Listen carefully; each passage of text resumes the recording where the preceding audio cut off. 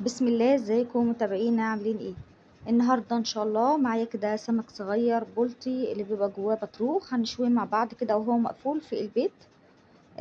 من غير ما يتحرق، هيبقى مستوي من غير ما ينشف معايا، من غير ما يتهري، بطعم حلو وتتبيله حلوه كده، وزي وصفات زمان كده كانوا بيعملوه على البابور. احنا النهارده هنعمله على البوتاجاز من فوق.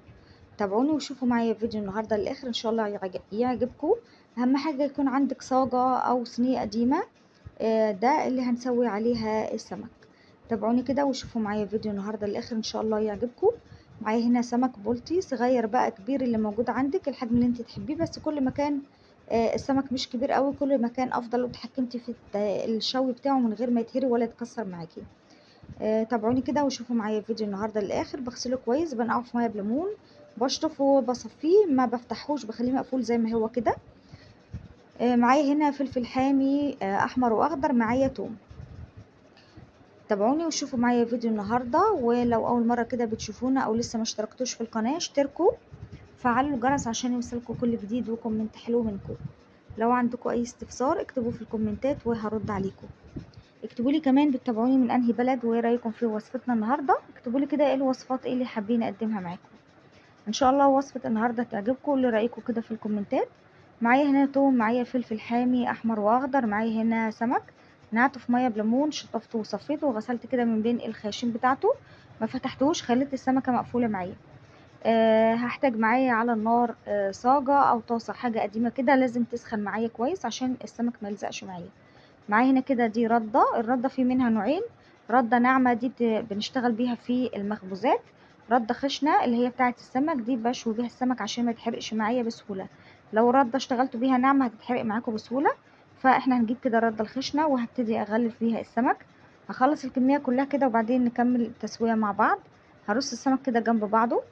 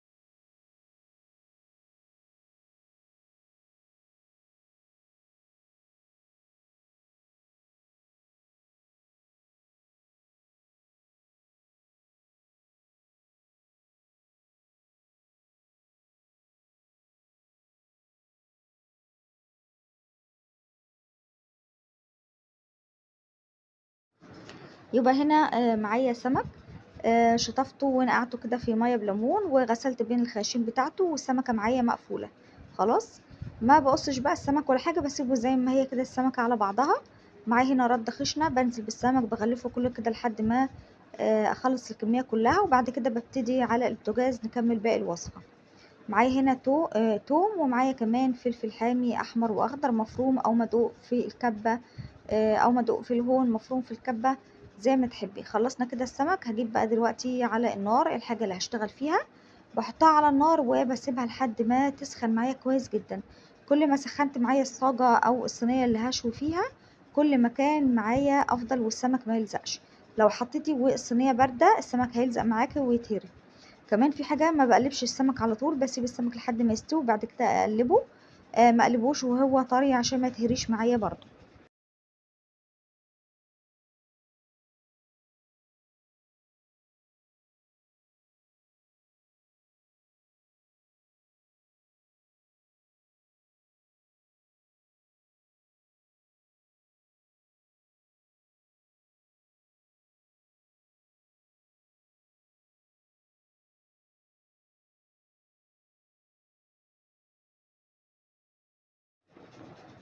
برص كده الكميه اللي انا عايزاها، اول ما احس السمك استوى من غير ما ينشف معايا برضو، ما خلوش على الاخر.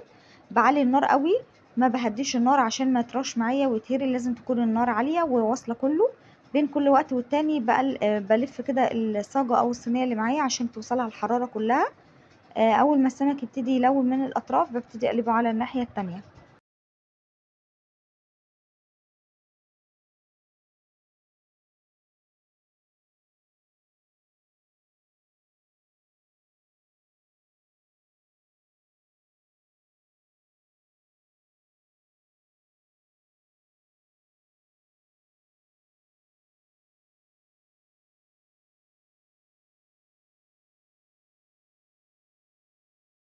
دلوقتي كده انا هشوي السمك وهعمل هنا بقى الدقة بتاعت السمك.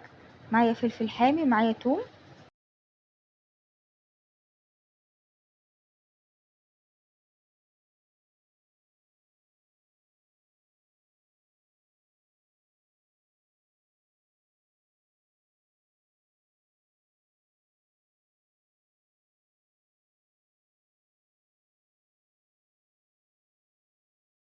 هنزل عليهم كده بعصير ليمون،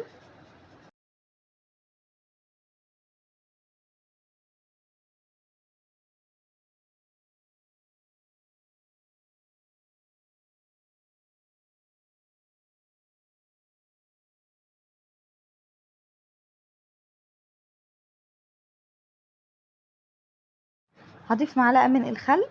يبقى حطيت توم، فلفل حامي احمر واخضر، عصير ليمون، بكتر من الليمون، بحط معلقة من الخل، معايا كمون وملح.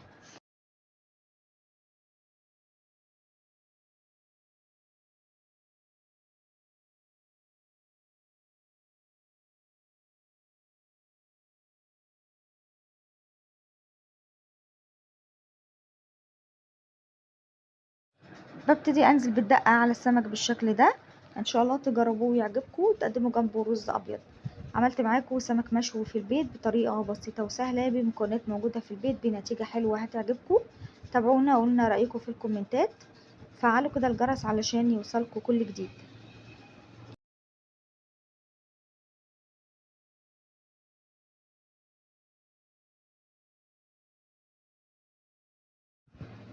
لو عندكم اي استفسار اكتبوه في الكومنتات وهرد عليكم.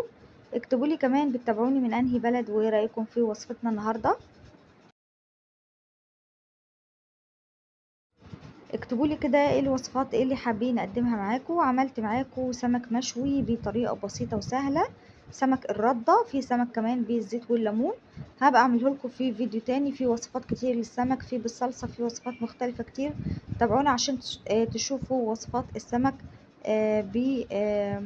الأطعم والشكل المختلف ليها. كل وصفة بتديكي طعم مختلف. تابعونا إن شاء الله الوصفات تعجبكم. خلصت كده وصفة النهاردة.